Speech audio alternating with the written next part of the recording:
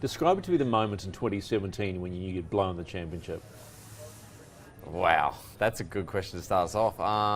Look, I just think I couldn't believe it. I was gobsmacked. I went to bed on Saturday night thinking, oh my God, I could actually do this. And here I was, you know, reliving a dream that was a nightmare, and it was horrendous.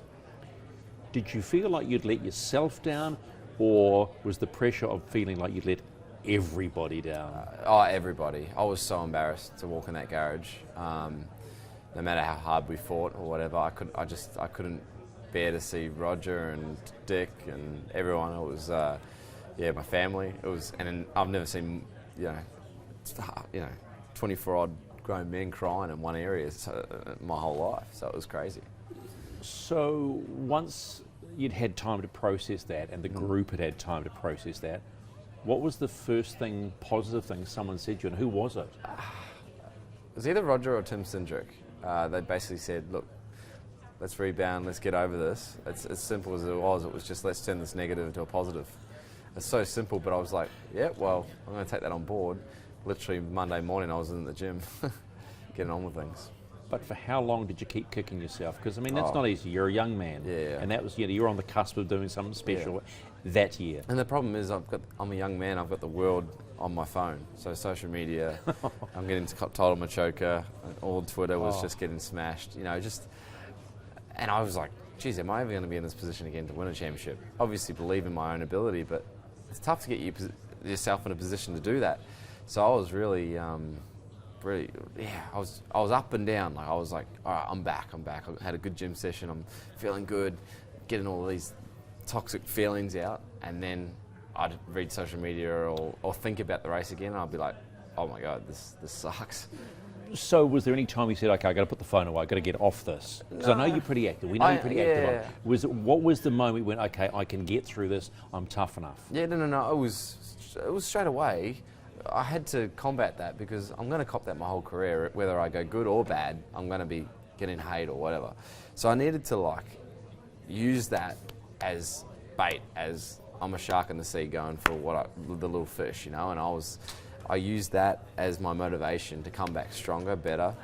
Although at that stage I didn't know that my car probably was going to be a little bit slower than the Holden, and it was going to be a lot harder.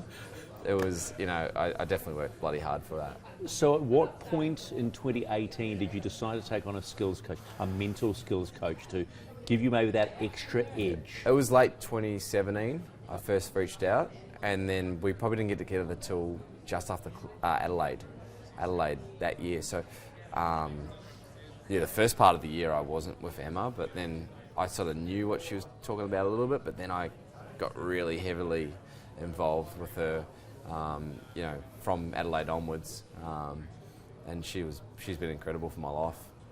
That first meeting after 2017, what did she say to you in that first meeting?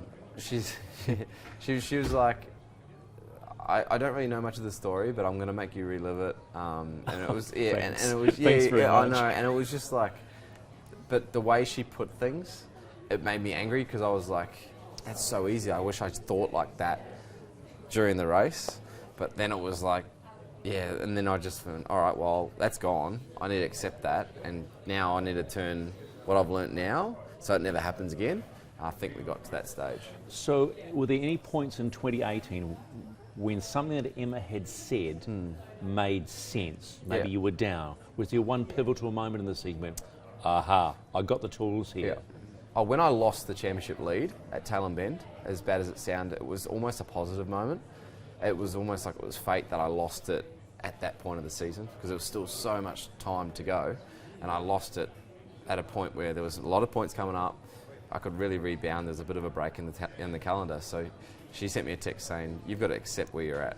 You've got to accept that the Holden's this fast and you're this fast, and you're going to have to just cope with it and drive the absolute best and hope that they make mistakes. And in some ways that did. We put pressure on them. They made mistakes towards the end of the season. we picked up the pieces and won the championship. But was there any self-doubt? Because Tailem Bend was a horrible weekend. The car was just Horrendous. not hooked up. I'm It actually was nervous slow. going back there this year. Are you really? Yeah. Was despite what Emma had said, Yeah. and you'd had this horrible weekend, we go, yeah, okay. No, I believed it. When she said that, it was at the end of the weekend though, at Tailem Bend. She said, "You've got to accept where you're at now," and I carried that through for the rest of the year, and that's really, I felt like what was the defining factor for me, because I didn't overdrive. I drove to what I had.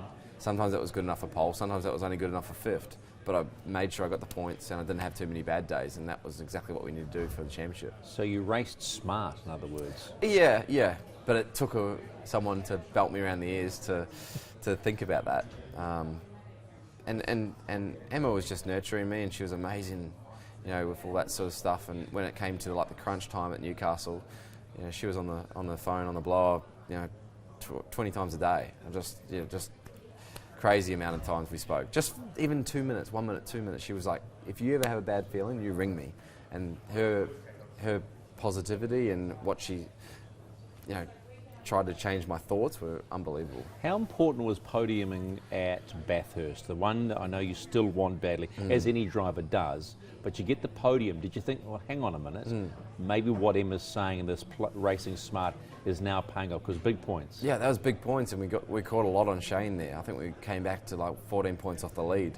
So even though at the end of the race I felt really empty, I didn't like it. For someone You that hate losing, don't you? Yeah, for someone that wanted to get on the Bathurst podium so much, I was like, this sucks. Like I want to win. I want to be where Lounsey is. And as bad, I don't want to be a sore loser in that department. But at Bathurst, the biggest race, second and third doesn't matter. So it was, but in the long term, and long scheme of things, it was a big day. So let's just get to Newcastle. You know what you have to do. By the Sunday, you got to finish sixth. Yeah. How many times have you spoken to Emma Yeah. before the Sunday? Could you go back and look at the text right now and go, man, I spoke to her 50 times? Yeah, I'd have to be. And Over that period, that weekend? yeah. Yeah. Did you feel like, do you look at that as a sign of strength or a sign of necessity? Or, now that I think at that point, Yeah. it was strength. It was like I needed it because I had so much deja vu happening. Just a human, At the end of the day, we're just all humans that go out there and race, and I had so much deja vu about dropping the ball again. All I had to do was finish 6th or 7th, whatever it was, if Shane won, and Shane was a couple places back. But I still had this feeling of, oh my God, I could spray this, and she was trying to calm me down. I remember just going into a full-blown panic attack before the start of the last race. It was crazy. a real panic attack? Yeah, I was like full hyperventilating the whole deal. Like, yeah. Who was there to sort of... No, I was straight on the phone. I was just like, you need to snap me out of it. And she literally yelled down the phone, get a grip. So there was a love-hate relationship there for a while, but it was just big. But I reckon I'll never feel that feeling again, because I've done it now. It was just that I had that deja vu, and I had that limited trust in myself, and that I could bring it home. And now I've brought it home, I don't have to worry about it anymore, So at the moment, you get passed by Reynolds, that's okay. The team say, don't push, just finish the damn race, Yeah. don't bend it, bring it home, you win the championship. Yeah. That feeling, at that moment, what goes through your mind? Is it, I've won the championship, or does all the stuff that got you to that point go through your mind? Your karting, your former teams, what goes through the mind? It was so weird. I've celebrated harder crossing the line for just a normal race win. When I got to the end of the line, I was so relieved. Like, I just broke down. I was just like, I didn't say much. I was just like, oh my God, boys, thank you so much. And just started bawling my eyes out. And I spent the whole lap just sinking it in. I wish I could probably sink it a bit more. It's on fast forward at that point. But yeah, it was just relief. It was so much pressure that got to that stage, whether I could do it, whether I couldn't. I just silenced a lot of doubters. And it's a time that I'll never forget. Hence the name of the book, Road to Yeah. Redemption. Did that word come to mind in your head, like, I've redeemed myself from, let's basically, blowing it last year? Yeah, absolutely. That was a feeling that I had. We hadn't had the title at that stage, but I remember texting Timmy Hodges, the author, that night, and said, oh, we better go to print now. We've got something to write about. And, we haven't looked back since. And it's been the coolest opportunity to go back through and pick all the photos and really enjoy the design of the book. And, hopefully everyone enjoys it. You're in one of the premier teams, if not the premier team, and that's saying something when knowing what Red Bull has done. But the legend Dick Johnson, how big a part did he play that year as being, I suppose, like your granddad in a sense? Oh, he's just he's a bulldog. Like, he loves racing, but he'll call a spade, and I've grown up like that with my mum and dad, and he's just a good, kind-hearted bloke that stays at how it is to have around the team. And if you're doing, even on your side, if you're doing the wrong thing or you did a bad job, he'll tell you. And that's what you need to get to the top. You need positivity, but you need honest criticism. And he brings a lot of those features to the team. The one relationship I'm always intrigued with is you and Ludo. Yeah. Ludo is arguably a genius at what he does. Yeah. He is. He's a wizard. What difference did he make that year? Oh, I think he was just... Because he would have felt it's a combination. Yeah, it's a combination of the years, like through 17 and 18.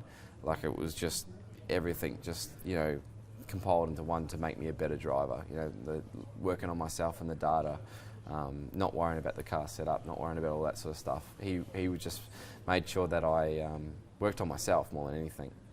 I told him what I wanted out of the car, and he gave it to me, and it was just a nice mixture of good and bad. And he's almost like my second dad. He's unreal. It's really interesting watching your development, because listening to you say, I tell him what I want. That's the Scotty McLaughlin of years ago wouldn't have demanded things like that. Yeah. So Emma, your mental skills coach, yeah. Has she made you a more confident, better person? 100%. I'm confident in my own ability. I trust what I say more. I trust that I back myself more. And that's in life and in the racing circles. How does that feel? It feels really good. I wish I should have done it a lot longer, but I feel like I've just grown another leg. I've definitely grown of age, I guess. You're only 26, pal. I've still got a long way to go. Settle down. We've got a long way to go, but the confidence I thought I had, I lacked, and it's definitely changed my career. And that's even this year. I think I'm just going to Ludo. Yep, this is good. I can trade off this. I can trade off a little bit of turn for you if I can have a bit more rear. And it's crazy. I like trust what I'm saying a lot more, and I'm just like, yeah, give me that, and then we're fast.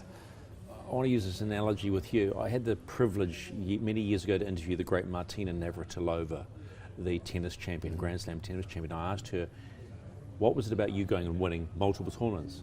She said, every time I walked on the court, I knew I was going to win. Is that Scott McLaughlin in 2019? I don't think I know I'm going to win, but I know I've got a pretty good chance. Yeah. So I know if I do my best and execute to absolute, I don't leave anything on the table myself, and that's including hitting my break points, that's doing all the pit stops right, stopping on the marks for the guys, that's everything. I know I'm going to be there or thereabouts. I'm in the best car, the best team, and I truly believe that I'm one of the best drivers. So I think if I get it all together on the day, there's no chance anyone can stop me. And I don't want to say that in a wanker type way, but that's how I feel. No, it's actually refreshing to hear a New Zealander actually say, I'm good at what I do, and it's so refreshing. And no, you weren't being a wanker at all. I try not to be, yeah. I suppose there's four other people that we need to involve here after winning the championship, and they're in the book. Mum and Dad's reaction, first of all. Just, they gained relief. They were just over the moon. They were there straight away. Dad's holding this big sign, like Scott Champ or whatever it was, and he's like, look at this. I'm like, Dad, I'm here. Like, hug me, not the sign. And then Mum was just in tears. Yeah, it was Sammy, your sister. She's followed the journey. Yeah, Sammy. She was there with her new boyfriend James, and it was unreal to have them both there. And And the most important woman now in your life, and mum won't get upset about that. Yeah. Carly, your Yeah. fiance, that because she's had to put up with all. She had to put up with all this. Yes. And see you, the ups and Well, downs. she came on the scene, late 2016, and so she's seen me starting Penske, running for the championship, losing the championship, then winning one, and she's been a rock through the whole thing, and hence why I started 2018. I went down on one knee, but How much of a difference is it having, or knowing you have that solidity at home? yeah, oh, it's everything to I me. feel like I'm talking to a 50-year-old. No, You know, yeah, I know. you're only 26. I know it's weird, and right, but no, I just like I'm so happy. I'm so happy on and off the track. I go to the track. I can't wait to get there and see everyone. But then I finish the races and I have the best weekend. I can win, a couple of races a weekend, and then I just can't wait to get home and see Carly and Chase. And I think I've got that perfect balance where I've got just enough time at home, and then I go to the racetrack and I've just enough time there, and I come home and I've just got a really good work-life balance at the moment. But it comes because I've got great people in my life. I've got a great fiance and an amazing fiance, and it's just perfect. And now you got a book with your mug on it. Yeah, I know, it's stupid, that part. Why is it stupid? Yeah. It's about I don't you, know. pal. I know, but I don't want people to think it's like an autobiography. It's not. It's a diary, and it's a picture book because I don't like the words too much. Yeah. So Does this one? Do I need crayons? It only colouring into this one. Yeah, it only takes about an hour to read, and then there's a couple of dots at the end. No, it's not. But it's a good read. I've got to ask you this one because so you've won a championship and there's a general feeling you'll go well again this year. So we're not going to jinx that one. How hungry are you for Bathurst this year? Oh, yeah. I'm more like I've always been hungry because that's everything to me. But now you've done the championship, and some say they'd rather win Bathurst. than the Well, I championship. say that. I'd rather win the championship than Bathurst. I'd rather win Bathurst than the championship. You can say that now. Yeah. No. But like I generally did before, and yeah, that's the race. That's everything I'm working towards. And like I've said before, if we can have a lead that's ahead of one, like Bathurst 300 points. I'm currently 320 odd points ahead. If I can have a bigger lead than that, going into Bathurst, say like a 380 point lead, I can just have a crack and go all in and just see what goes on. That's what I want to do. That's my aim. Thanks, bro.